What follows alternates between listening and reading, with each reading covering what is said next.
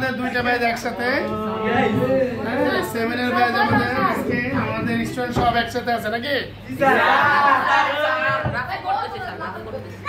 Graph না বসবো ফয়সালের সাথে।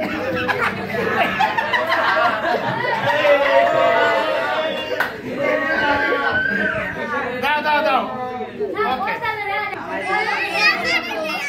আমার সবচেয়ে আজকে ত্যাগের স্টুডেন্ট সে জায়গার অভাবে বসে গেছে।